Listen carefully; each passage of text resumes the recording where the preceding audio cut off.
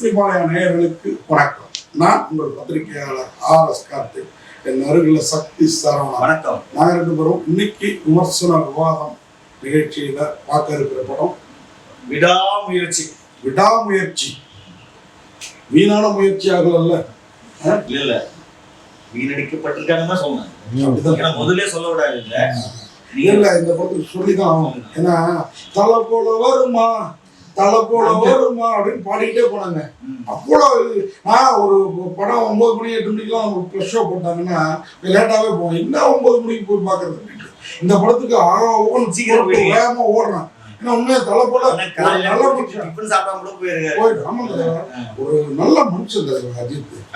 அந்த நல்ல மனுஷனுக்கு இப்படி ஒரு சோதனையா இல்ல. உண்மையிலே அஜித் ரசிகர்கள் வந்து உட்காந்து தலைவான்னு கத்துட்டாங்க.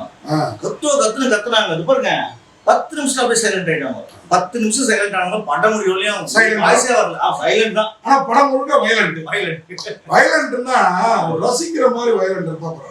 அதாவது இன்னைக்கு களத்துல விஜய் இல்ல, அஜித்துக்கு போட்டின்னு கருதப்படுற இவ்வளவு நாள் கருதப்பட்ட விஜய் இல்ல. அப்ப எப்படிப்பட்ட படம் வெளியில வரணும்?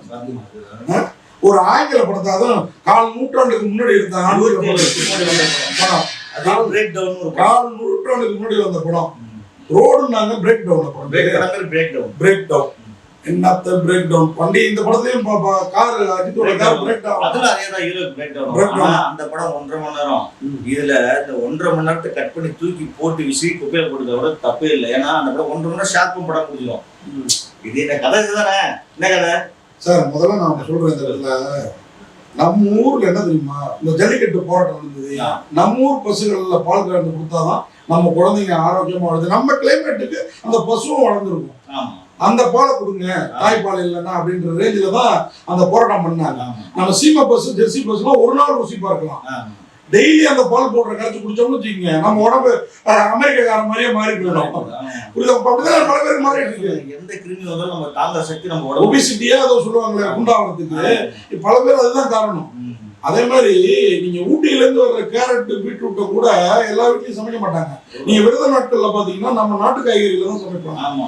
ஏன்னா நமக்கு நம்ம சீதோஷ்ண கத்திரிக்காய், முருங்கைக்காய் இதுதான் ஒத்து வரும். அவரைக்காய், வெண்டைக்காய் இதெல்லாம் எதுக்கு சொன்னாங்கன்னா நம்ம ஊர் சினிமாக்காரங்களுக்காக சொன்னாங்க. நண்பர் எனக்கு இப்ப தோணுது, காப்பி அடிக்காதீங்க ஹாலிவுட் படத்தை. அஜித் மாதிரி ஹாலிவுட்டுகளுக்கு நிகரான ஒரு ஹீரோவுக்கு ஹாலிவுட் கதையை காப்பி அடிக்க வச்சா மிஸ்கின் சொன்னாரு. கமல் ஏன் மிஸ்கின் வரட்டு விட்டாரு? மிஸ்கின் சொன்னது நான் கமல் படம் கிடைச்சது வேணான்னு வந்துட்டாரு. அது கிடையாது. ஒரு ஹாலிவுட் படத்தை அப்பட்டமா எடுத்து கமல்கிட்ட சொன்னாரு, ஏய் இந்த படம் தானே ஏன்டே வந்து நீ ஹாலிவுட் படத்தை சொல்றியா கிளம்பு அப்படின்னாரு. அந்த மாதிரி அஜித் உஷாரா இருந்திருந்தா இன்னைக்கு இந்த வேண்டாத முயற்சி இந்த விடாமுயற்சி வெளிவந்திருக்காது, உருவாகி இருக்காது. உண்மையா வேற விசுவமா மாறி இருக்கும். ஏங்க அஜித்துக்கு நமக்கு கார் ஓட்டுறது, அஜித் கார் ஓட்டுறதுல வல்லவர்ங்கிறது நமக்கு தெரியும். கொடுத்த காசுக்கு அந்த கார் ஃபைட் ஒண்ணு மட்டும்தாங்க. அந்த கார் ஃபைட் கேமரா வேற லெவல்ல பண்ணிருக்கீங்க. அது வேற ஓம்னு சொல்ல தோணுது. இல்ல 2 ஃபைட், ஒன்னு கார் ஃபைட், ஒன்னு கிளைமாக்ஸ் ஃபைட். அதே மாதிரி அந்த ஃபைட் மாஸ்டரையும் பாராட்டணும். உண்மையா 2 பேரும் வேலை பார்த்துருக்காங்க.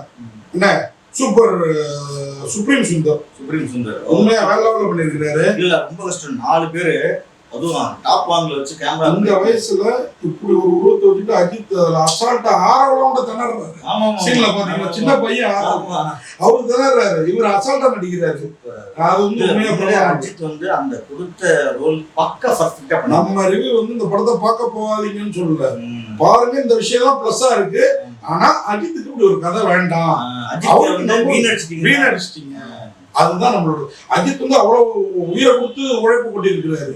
ஆனா அந்த உழைப்பு எல்லாம் அஜித்துக்கு கார் ஓட்ட தெரியும். அதோட எனக்கு என்ன தெரியுமா, அந்த படத்தை வந்து ஓப்பனிங்கே பிடிக்காம போச்சு. 2 பேர் கல்யாணம் ஆகுது, கல்யாணம் ஆகிற சீன் கிடையாது. அங்கங்க கட்டில காட்டுறாங்க, 2 பேரும் பிரிய போறாங்க. 12 வருஷம் சலிச்சு போச்சு திரிஷாவுக்கு.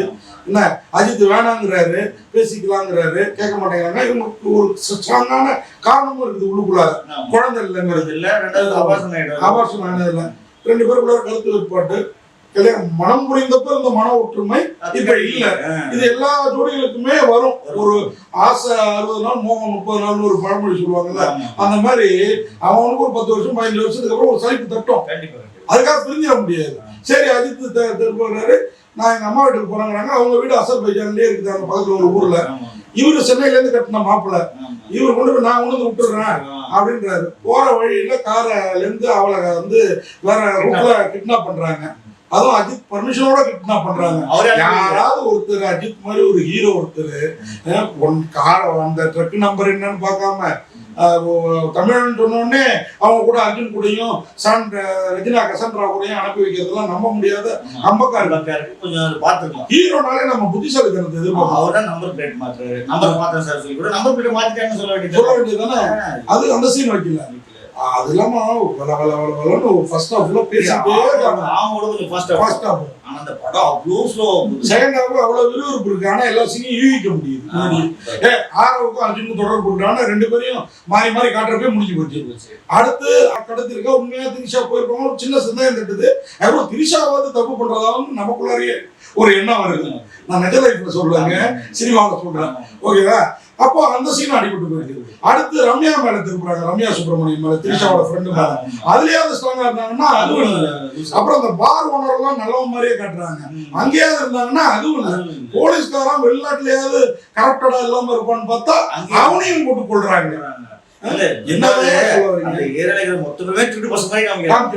அசர்பைஜான்னாலே நமக்கு நீ குளம் நடுங்க போல இருக்குது. அந்த ஊர்காரன் கேஸ் போட்டு அந்த கார் கம்பெனிக்காரன் சில படத்துல எங்க காரை வந்து மட்டமான காரை காமிச்சிட்டாங்கன்னு கேஸ் போடுற மாதிரி அசர்பைஜானுக்கு இதுக்கப்புறம் யாராவது ஷூட்டுக்கு போனா வராதீங்கன்னு உண்மையான காப்பில அதெல்லாம் இருக்காது. ஓகேங்களா? என்னன்னா அது மாதிரி அதாவது நீங்க சொன்னீங்க பிரேக் டவுன் அர்ஜுன் கேரக்டர் ஒரு வில்லன் பண்ணுவாங்கல்ல, அந்த ஒய்ஃபே நல்லவங்களா இருக்கும். ஒய்ஃப் கேரக்டர் வராது அதிகமா. அதே மாதிரி அந்த பார் ஓனர் அவங்களாம் வரவே மாட்டாங்க. இதுல அந்த பார் ஓனரோட வீட்டுல ஒரு பொண்டாட்டி அதுவும் அந்த பாட்டிமா எனக்கு எங்க தெரியுமாங்க வருத்தம். ஒரு பக்கம் நம்ம ஆரவு பூமர் அப்படிங்கிறாப்ல, வாப்போ வாடா போடாங்கிறாப்ல.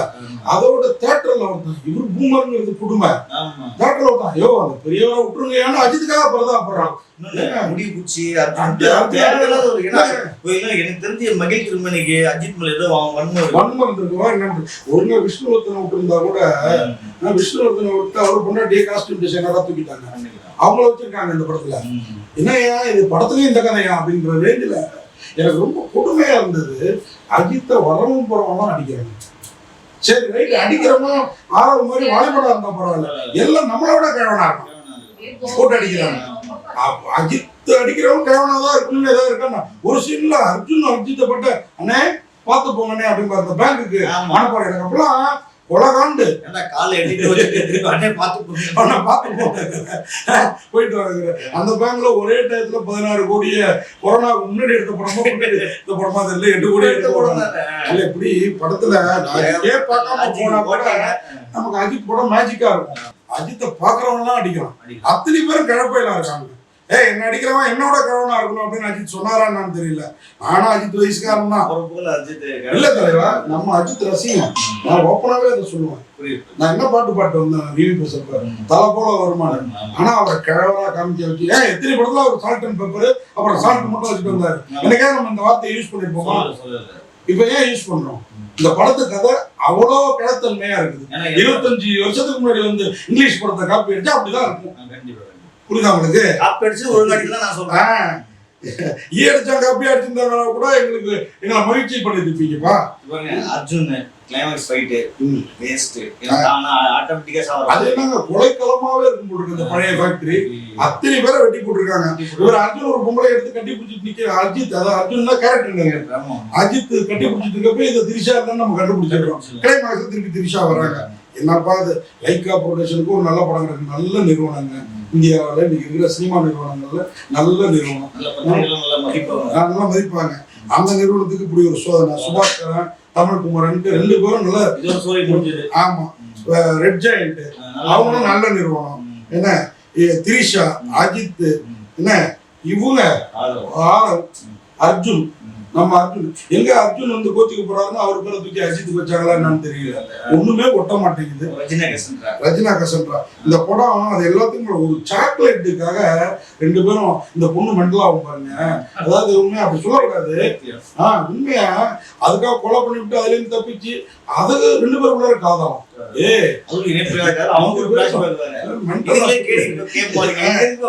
அர்ஜுனா அது செத்து போச்சுன்னா அவரு சாவர சீனா இருக்க பாருங்க.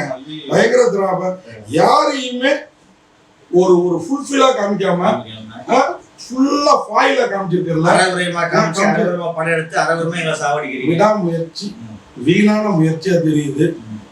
அஜித்துக்காக இந்த படம் வெற்றி முயற்சியா மாறணும் அப்படிங்கிறது நம்மளுடைய எண்ணமா ஏன்னா இருக்கு. அண்ணன் வந்து இந்த எந்த படத்துக்குமே இந்த மாதிரி ஒரு நெகட்டிவா பேசுனதே கிடையாது. ரொம்ப ஏன்னா, நம்மளவங்க வந்து அஜித்தை ஏமாத்துட்டாங்க அப்படிங்கிற எண்ணம் இருக்குது. விடாமுயற்சி பஞ்சு வந்து அதான் விடாமுயற்சி வீண் முயற்சி. நன்றி, வணக்கம். இந்த வீடியோ உங்களுக்கு பிடிச்சிருந்தா லைக் பண்ணுங்க, கமெண்ட் பண்ணுங்க, ஷேர் பண்ணுங்க, சப்ஸ்கிரைப் பண்ணுங்க.